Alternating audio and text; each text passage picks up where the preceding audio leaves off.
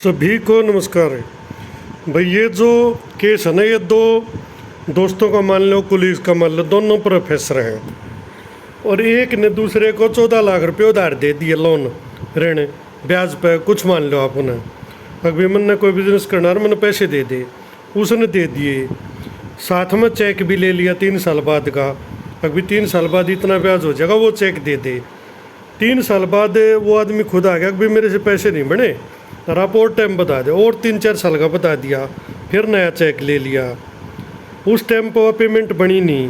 ये थोड़ी कहानी बता रहा हूँ, कैसे बताऊँगा, आप बताना किसका दोष है और आपके हिसाब से कौन दोषी है। वो पीछे बने नहीं, उसने चेक ला दिया, वो बाउंस हो गया, चेक बाउंस का केस चल गया। अब देखो कोर्ट न कौन अच्छा, कोर्ट से ही फैसले दे, कोर्ट के फैसले देखना किस प्रकार से आते हैं।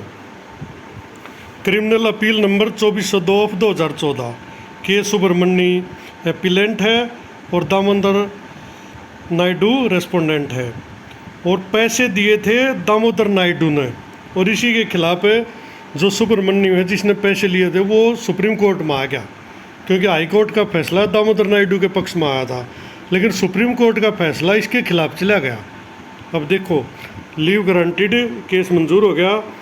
दी appeal is preferred against judgment and order by 10/10/2013 का ऑर्डर था हाई कोर्ट का, criminal appeal 368, where in high court set aside the judgment of acquittal of the trial court and remanded the case to the trial court for retrial. इसमें क्या था, जो निचली अदालत थी उसने इसको बरी कर दिया था, 14 लाख आपको नहीं देने पड़ेंगे, और जो हाई कोर्ट है उसने निचली अदालत का फैसला बदल कर ये केस वापस मार्क कर दिया था, अगर रीट्रायल करो, इस पर दोबारा सुनवाई करो, आपने गलत किया।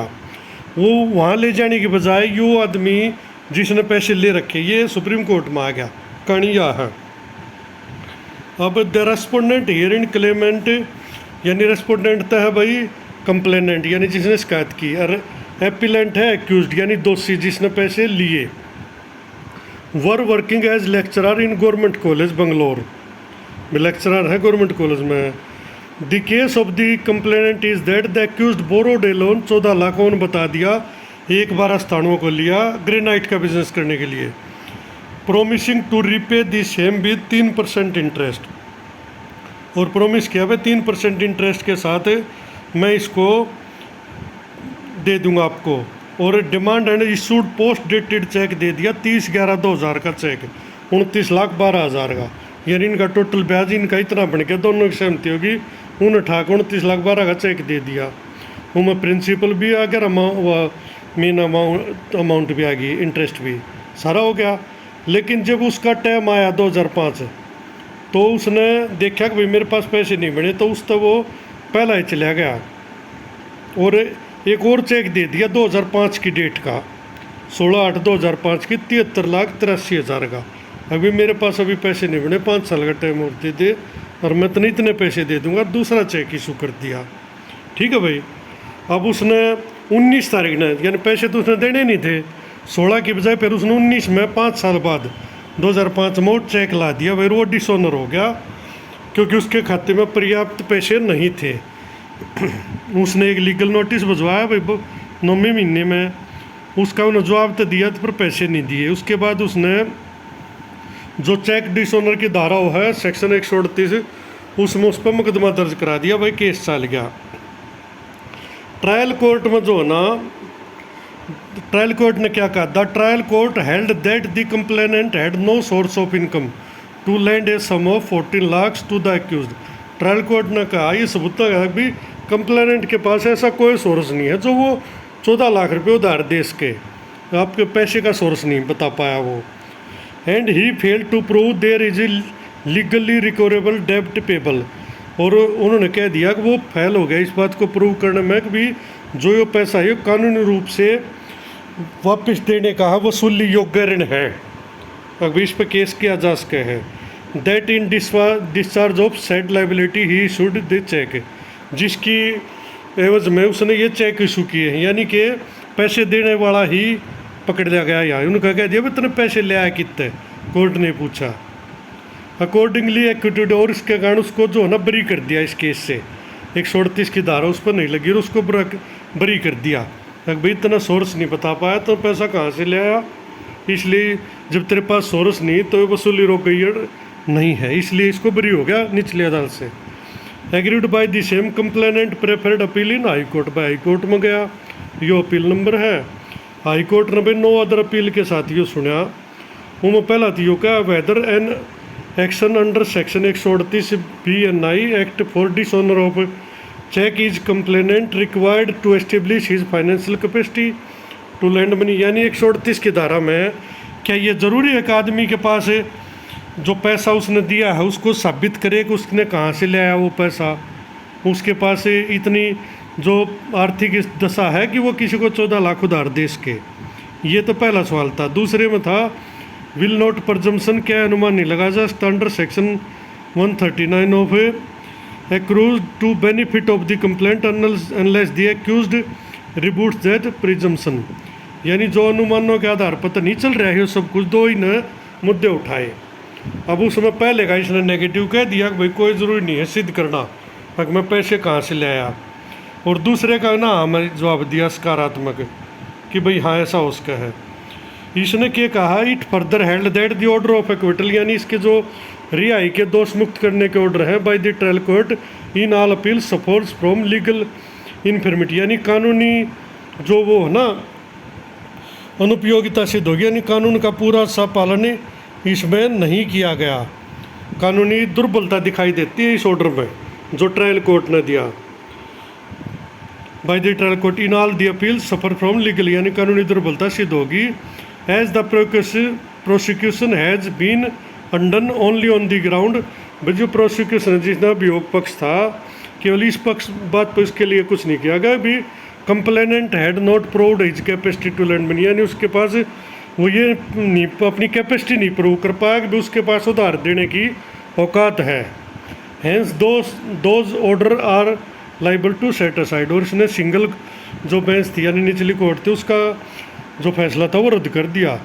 Accordingly it allowed the appeals and set aside the respective judgment of acquittal and remanded the case to court concern directing retrial, और दोबारा रिट्रायल के लिए भेज दिया। भाई इसको लेकर यो आदमी एक्यूज्ड जिसने पैसे लिए थे, क्योंकि इसका मुकदमा दोबारा खुल गया तो ये ने सोचा तो फंस गया भाई, तो फिर देने पड़ेंगे, डबल बेंच ने तेरे के खिलाफ दे दिए। यो चला गया सुप्रीम कोर्ट। सुप्रीम कोर्ट में भाई सारी बातें रखी दोनों तरफ के वकीलों ने। आखिर में सुप्रीम कोर्ट ने बोला, इन्हें कहा it is further contention that the high court without going into, यानी इन्हें कहा भी हाई कोर्ट की डबल बेंच ने मेरिट पर फैसला नहीं किया प्रेजेंट केस में, to the trial court for being retried and its because great, और ये पक्षपात हो जाएगा भाई जिसने पैसे दिए उसके खिलाफ, to the appellant herein and hence the impugned judgment is liable to be set aside. और सुप्रीम कोर्ट ने हाई कोर्ट का फैसला रद्द कर दिया भाई। अब जो रेस्पोंडेंट है कंप्लेंट है उसने कहा भी भाई अपनी बात रखी, उसने भी हाई कोर्ट आंसर भाई जुक्र भी था, तीन बच्चा का एक और कोर्ट का हवाला दिया। अब देखो इसमें बात क्या कहता है कोर्ट आखिर में, that there exist a legal enforceable डेब्ट और liability that is रिबूटेबल presumption and it is open to the accused to raise a defence where in the existence of A legally enforceable डेब्ट और लाइबिलिटी कैन बी कंटेस्टेड, यानी कि जो कानूनी रूप से वसूली हो सकती है नहीं हो सकती, इस प्रकार की बातें यहाँ पे ये कर रहे हैं। टू लीगल इशू का जिक्र भी इन्होंने कर दिया। 138 माह हुआ है कि नहीं आता है, did not consider the merit, ये उन्होंने हाईकोर्ट पर कहा उन्होंने मेरिट पर फैसला नहीं किया। In the present case the complainant and the accused were working as lecturer, उन्होंने फिर वो कहानी बता दी सारी, क्योंकि कोर्ट पूरी बात बताता है। अब उसमें क्या हुआ है यो भाई दोनों गवर्नमेंट सर्वेंट्स हैं, सुप्रीम कोर्ट कहता है which prescribe the mode of lending and borrowing, there is nothing on record to show the prescribed mode was followed. भाई इसमें पैसे के लेन देन का जो मामला था वो कोई भी शो नहीं हुआ, क्योंकि पैसा कैश में दिया गया। इसलिए सबसे पहले सीखते यहाँ मिल रहा है किसी को कैश में पैसा मत दो, वो फिर सिद्ध करना बहुत मुश्किल हो जाए क्यों दिया, किस लिए दिया, कब दिया। इस केस में यही हुआ है। This source claimed by the complainant is saving from his salary, इसमें कहा अभी भी इसने कंप्लेनेंट यानी जिसने पैसे दिए उसने कहा कि उसने अपनी सैलरी से बचाए, और and amount of 5 lakh derived from sale, और उसने एक अपनी प्रॉपर्टी बेची 45 नंबर जो भी साइट है वहाँ कोर्ट में सबमिट करी, और 5 लाख में वहाँ से ले आया इस कर, बाकी 9 लाख मैंने सेविंग करी वहाँ से दिए मैंने। नाइदर दी कंप्लेंट और दी चीफ एग्जामिनेशन, तो उस जो वह सेल डीड हुई ना उसका कोई भी जो है ना डॉक्यूमेंट नहीं रख पाए। There is an averment with regard, यानी उसमें कुछ फर्क रह गया, कोई भी document the concern sale deed was also not produced, वह भी नहीं दी गई। हो उसके बाद 2 नंबर में कहीं करी गई हो, थोड़े पीछे हम करी गई हो, करवाते हैं।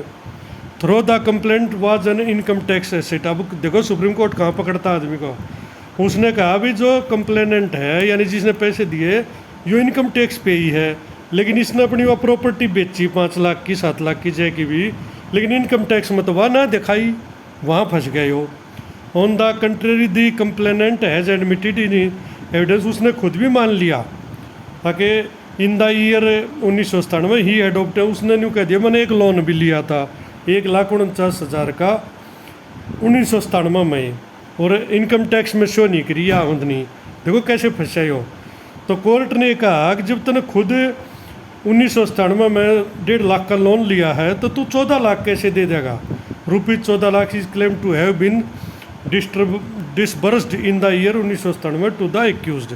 दोनों बात कह दी भाई तू खुद लोन ले रह गया तूने 14 लाख कैसे दे दिए।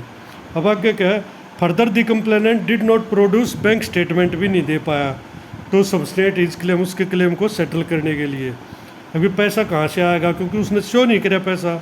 दी trial court took into account of testimony of, उसकी वाइफ ने भी गवाही दे दी। एक और बंदा आया था अगर भाई मेरे पति ने इस तक कोई पैसा नहीं दे रखी, कारण क्या था, had not taken any loan from husband, उसकी भी गवाही चल ली भाई ट्रायल कोर्ट में हुई थी। On consideration of oral and documentary evidence, भाई जो मौखिक जो बहस हुई उससे और भौतिक जो एविडेंस है सबूत है उनके आधार पर trial court came into the conclusion that the complainant had no source of income to lend a sum of 14 lakh 14 lakh.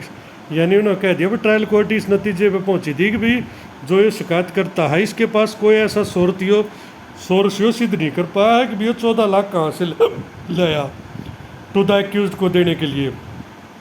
And he fail to prove that there is, और वो ये प्रूव करने में असफल हो गया कि देयर इज लीगल, कानूनी रूप से जो है ना इसका वसूली योग्य ऋण यो है कि नहीं है, एबल टू, इस कारण यो भाई हरा दिया। In our view the conclusion of the trial court has been arrived on proper appreciation, यानी जो ट्रायल कोर्ट का फैसला नीचे लिखा था वो उचित था मटेरियल एडवांस के एविडेंस के हिसाब से। The impugned judgment of remand made by the high court in this case is unsustainable, high court के डबल बेंच के फैसले जो है ना स्वीकार्य करने के योग्य नहीं है, liable to be get set aside, और वह रद्द करने के योग्य। इस बात पर भाई वो सारा जजमेंट सेटाई कर दिया, और ट्रायल कोर्ट का जो जजमेंट था ना जिसमें इस पैसे लेने वाले को बरी किया था वही रिस्टोर्ड कर दिया भाई। अब देखो इसमें सवाल के है, पहली बात तो देखो चेक कोई क्यों देगा, एक आदमी 2-2 चेक देने लग रहा है, इसका मतलब पैसे तो उसने लिए हैं, बिना बात मैं किसी को चेक काट के क्यों दूंगा। चल एक धोखे से दे दिया, 3 साल बाद एक चेक और देने लग रहा हूँ मैं उससे भी डबल अमाउंट का, पहले 29 का दे दिया उसके बाद 73 का दे दिया, तो देखो पैसे तो इसने लिए हैं मेरे हिसाब से तो, बाकी आप भी बताना, क्योंकि बिना पैसे लिए कोई चेक नहीं देगा। लेकिन पैसे देने वाला इस केस में क्यों आ रहा, क्योंकि उसके पास प्रॉपर ऐसा कोई सबूत नहीं था, ना तो वो इनकम टैक्स में शो कर रहा अपनी आमदनी पूरी। अगर वो वहाँ पर शो कर रहा होता ना इस प्रॉपर्टी को अपनी को, अगर मैंने भाई 5 लाख का यो प्लाट बेचा और उस पर इनकम टैक्स देता या रिबेट लेता जो भी करता, तो सुप्रीम कोर्ट को उसकी बात सुननी पड़ती कि भैया यहाँ से पैसा ले आया, ना वो अपनी सेविंग सिद्ध कर पाया। अगर मैंने इतनी इनकम टैक्स मैंने उन्हें सेविंग दिखाई नहीं होगी इतनी, अगर मैंने या इनकम नहीं दिखाई होगी, कोई भी कारण रहा हो, लेकिन वो आदमी न्यूज सिद्ध नहीं कर पाया कि भाई मैंने मेरे पास 14 लाख कहाँ से आया। तो अब बात क्या है भाई, सबसे पहले तो किसी को से कोई भी लेन देन करे बाई चेक करो, ताकि वो सबूत रवैयो पैसा वहाँ पर दिया गया है, ठीक है। उसके बाद कोई न कोई कोर्ट का एफिडेविट या परनोट वगैरह भी बनवाया जाए। तीसरी बात है अगर हम किसी को पैसा दे रहे हैं तो हमारे पास सबूत होना चाहिए कि वो हमारे पास ही वो पैसा कहाँ से, अगर मैं किसी को दे रहा हूँ तो मेरे पास ये रिकॉर्ड होना चाहिए कि मैं ये पैसा लिया कहाँ से, वरना कोर्ट उसमें जो डिसऑनर की धारा उसमें अगले को एक्यूज्ड नहीं साबित करती, उसको एक्विटल दोष मुक्त कर देती है। ये उदाहरण ही आपने अभी अपनी राय देना इस केस में आपको क्या लगता है भी कौन सी कोर्ट ने सही करा कौन सी ने गलत करा? क्योंकि मैं ये भी मानता हूँ भाई पैसे तो उसने दिए हैं, लेकिन वो तो उसके 14 लाख खाए गया एक तरह से, यार कोर्ट से बरी हो गया, अब उसका वो कुछ नहीं कर सकता। तो चलो बड्डी होगी बात थोड़ी ही, पर इसमें कमेंट जरूर करना और अपनी राय बताना भी आपको क्या लगता है। जो न्यू दिल्ली नंबर 13/2014 का फैसला है, आपका कोई केस हो तो उससे संबंधित में यो काम आ सके किसी का भी, इसलिए मैंने ये फैसला दिखाया है। अभी ये सुप्रीम कोर्ट के फैसले खुद में कानून होते हैं, अगर आपकी इनको कहीं भी रखोगे तो इसकी सुनी जाएगी। इसका स्क्रीन पर सिविल अपील नंबर है और SLP नंबर है। धन्यवाद।